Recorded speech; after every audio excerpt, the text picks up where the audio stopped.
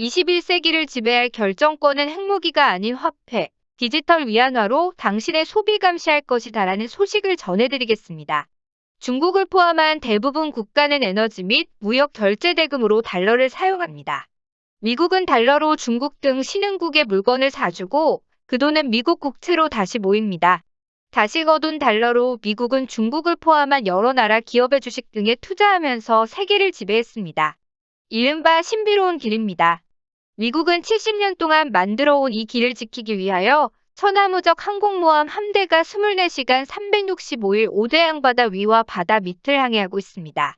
국제거래에 대한 지급, 결제 청산 시스템이라는 측면에서 달러 체제는 주요 금융기관의 실시간 결제 네트워크 역할을 하는 CLS와 CLS 네트워크 등을 통한 금융거래 메시지 처리 시스템이자 통신망인 스위프트로 구성되어 있습니다.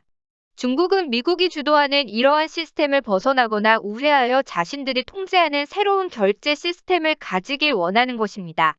중국이 1대1로 등으로 중국 디지털 위안화로 남중국해 인공섬으로 미국의 신비로운 길과 국제 결제 시스템을 방해하며 도전에 나섰습니다. 미국 달러 패권에 도전장을 내민 것입니다.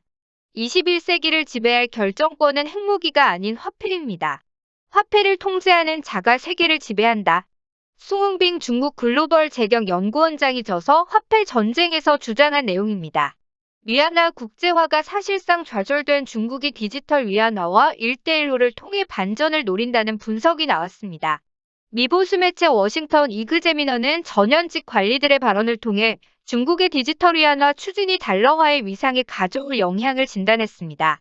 중국이 디지털 화폐 시장을 선점해 달러의 위상을 떨어뜨리고 1대1로를 통해 디지털 위안화를 각국 국민들의 지갑으로 침투시켜 감시와 통제력을 확대하려 한다고 전했습니다. 또한 중국의 디지털 위안화 추진이 미중 관계 긴장 국면에서 진행된 점에 주목하며 중국 이외 국가가 디지털 위안화를 수용하는 것은 중국 정권에 유리한 경제적 도구를 제공하는 것과 같다고 평가했습니다. 디지털 위안화가 각국 법률의 제약을 받는 은행과 금융기관들의 감시망을 피해 이를 도입한 국가들이 더욱 직접적으로 중국의 제약을 받도록 만들 것이라고 매체는 전했습니다. 중국 디지털 위안화로 당신의 소비 감시할 것이다.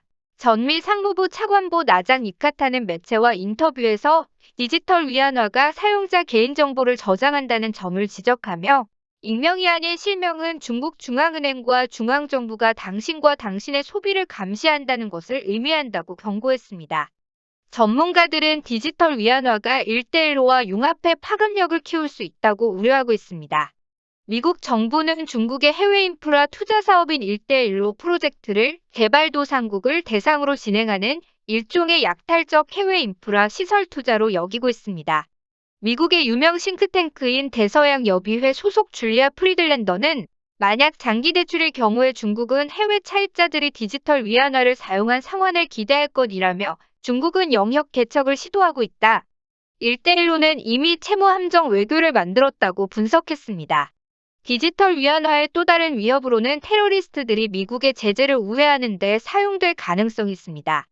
중국의 디지털 위안화 추진에 대해서는 미국 내에서도 성급히 대응할 문제는 아니라는데 적잖은 전문가들이 뜻을 모으고 있습니다.